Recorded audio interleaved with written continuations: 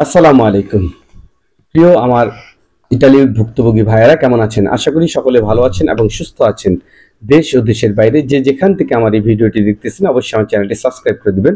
প্রিয় আমার সহযোদ্ধা ভাইয়েরা, আজকে কিছু গুরুত্বপূর্ণ একটি নিউজ আছে, সেটা হচ্ছে যারা অ্যাপয়েন্টমেন্ট ভুক্তভোগী আপনারা দীর্ঘদিন ধরে 2023 ও 24 সালের অ্যাপয়েন্টমেন্ট পাচ্ছেন না, আপনাদের জন্য একটি গুরুত্বপূর্ণ নিউজ আছে। যে নিউজটি আমি আপনাদের আগেই শোনাবো, কারণ আপনারা দীর্ঘদিন ধরে অপেক্ষা করে আছেন অ্যাপয়েন্টমেন্টের জন্য। এবং আজকে আপনাদের একটি প্রতিনিধি দল যারা বিএফএস গ্লোবালের সাথে কথা বলেছিল এবং তারা সেখান থেকে কি সুরাহা নিয়ে আসলো, আজকে আমি আপনাদের সেই ভয়েসটি শোনাবো। আপনারা মনোযোগ দিয়ে যারা অ্যাপয়েন্টমেন্ট ভুক্তভোগী আছেন তারা অবশ্যই এই ভয়েসটি ভালো করে শুনে নেন।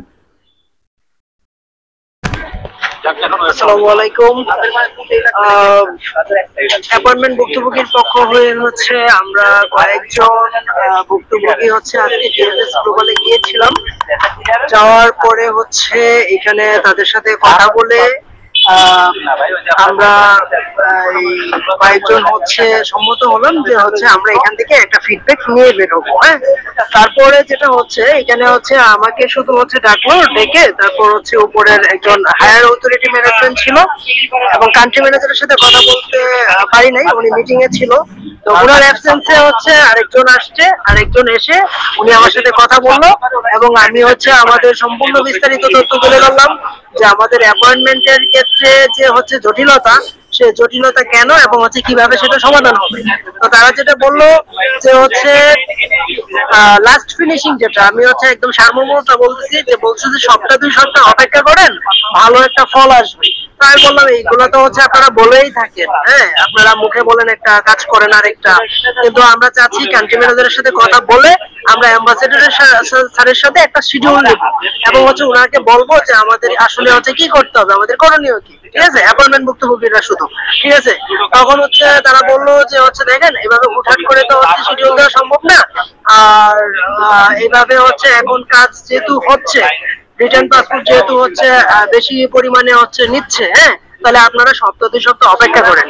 তখন বললাম যে হচ্ছে দেখেন আপনারা যদি এইভাবে হচ্ছে আমাদের সহজভাবে কারোর সাথে দেখা করতে না দেন হায়ার ম্যানেজমেন্টের, হ্যাঁ তাহলে হচ্ছে আমরা আন্দোলনে হচ্ছে যেতে বাধ্য হব। তখন তো হচ্ছে আপনারা অবশ্যই আমাদের হচ্ছে বা একজন প্রতিনিধি নিয়ে হচ্ছে অ্যাম্বাসির ভিতরে যাবেন। তখন বললো এটা আপনাদের একান্ত ব্যক্তিগত ব্যাপার, ঠিক আছে, কিন্তু এগুলা করে কোনো ফলপ্রসূ আসবে না। হ্যাঁ, তো আমি তারপরে বললাম যে হচ্ছে এখন আপনি যে বলতেছেন সপ্তাহ 2 সপ্তাহ পর আমরা অপেক্ষা করব, কিন্তু সপ্তাহ 2 সপ্তাহ পর তো আগস্ট মাসে তো টোটালি হচ্ছে আপনাদের কার্যক্রম বন্ধ থাকবে। তো এইটাও কি হচ্ছে আমাদের একটা কোনো মিসগাইড করছেন? পরে বলতেছে যে ভাই দেখেন এটা সকলটা হচ্ছে এমবাসির উপর ডিপেন্ড করে, কিন্তু হচ্ছে এমবাসির কাজ ত্বরান্বিত করছে, আমরাও যেটা হচ্ছে স্যাটিসফাই। হ্যাঁ, তো সেই জন্য হচ্ছে আমাদের যেটা করতে হচ্ছে সপ্তাহ 2 সপ্তাহ বললো যে হচ্ছে একটা ভালো ফল আসবে, আমরা সেই অপেক্ষাটাই করবো আর কি। ঠিক আছে, আমরা 7 থেকে 8 জন প্রতিনিধি ছিলাম, আমার রাকিব ভাইও ছিল। ঠিক আছে, তো আমরা হচ্ছে এই কথাটাই বলছি, এখন আপনারা হচ্ছে আলোচনা করেন এটাতে কি আপনারা কি সম্মতি নাকি হচ্ছে অসম্মতি। ঠিক আছে, বললো যে সপ্তাহ 2 সপ্তাহ ওয়েট করার জন্য। ঠিক আছে, যাই হোক, আপনারা যে ভয়েসটি শুনলেন এর অর্থ হচ্ছে আজকে আপনাদের একটি প্রতিনিধি দল, তারা কোনো রকম আন্দোলন বা মানববন্ধন ছাড়াই তারা আজকে বিএফএস গ্লোবালের সাথে কথা বলে তারা ভিতরে গিয়েছিল এবং তাদেরকে 2 সপ্তাহ 2-এর মতন অপেক্ষা করতে বললো। অর্থাৎ আপনারা যারা এখন পর্যন্ত অ্যাপয়েন্টমেন্ট ডেট পাননি, আপনারা আগামী 15 বা 20 তারিখ পর্যন্ত এটা আপনারা ধারাবাহিকভাবে দেখেন যে আপনাদের জন্য কোনো গুরুত্বপূর্ণ আপডেট আসে কিনা। যদি গুরুত্বপূর্ণ কোনো আপডেট না আসে এবং আপনাদের অ্যাপয়েন্টমেন্টের ব্যাপারে যদি কোনো ধরনের সুরাহা না হয়, তাহলে আপনারা একটি দিন তারিখ ঠিক করে আপনারা যেটা ভালো মনে করেন সেটা করতে পারেন। এবং আপনাদের সাথে অবশ্যই আমরা সবসময় আছি। আমরা যারা ভুক্তভোগী, যে কোনো আপনারা যারা অ্যাপয়েন্টমেন্ট পান না আপনারাও যেমন ভুক্তভোগী, আমরা যারা ভিসা জমা দিয়ে বসে আছি, পাসপোর্ট জমা দিয়ে বসে আছি, ভিসা পাইনি, এবং আমরা যারা এখনো রিটার্ন পাসপোর্ট পাইনি আমরাও তেমনি ভুক্তভোগী। অতএব আপনাদের সাথে আমরাও কাঁধে কাঁধ মিলিয়ে অবশ্যই আপনাদের সহযোগিতার জন্য আসব এবং আপনাদের যাতে সর্বোচ্চ সমাধানটা আপনারা পান সেইভাবে আমরা চেষ্টা করব। যাই হোক, আজকে ঢাকা বিএফএস গ্লোবালের যে সর্বশেষ আপডেট, সেই আপডেটটি আমি আপনাদের জানিয়ে দিচ্ছি।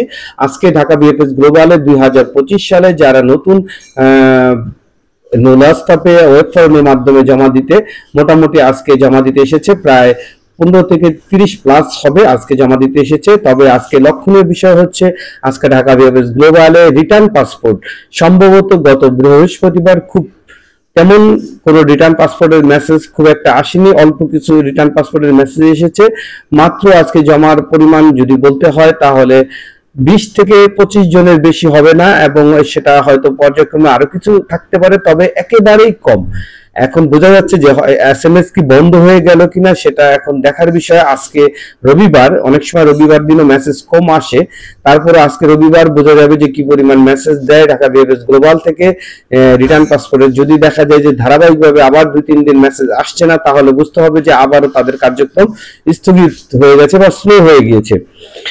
যাই হোক, আজকে ঢাকা বিএফএস গ্লোবাল থেকে ভিসা পাওয়ার পরিমাণ মোটামুটি সন্তোষজনক ছিল, কারণ পূর্বে বেশ কিছুদিন যাবত বিএফএস গ্লোবাল থেকে ভিসার পরিমাণটা বেশি, কারণ পাসপোর্ট জমার হারটা ছিল বেশি। আজকে বিএফএস গ্লোবাল থেকে প্রায় 40 প্লাসের উপরে ভিসা পেয়েছে, এবং ফ্যামিলি ভিসা সহকারে এবং স্টুডেন্ট এবং ট্যুরিস্ট ভিসা আজকে বেশ কিছু লক্ষ্য করা গেছে। অনেক স্টুডেন্টরা তাদের ফাইল জমা দিতে এসেছে এবং ট্যুরিস্ট ভিসার লোক অনেক ছিল।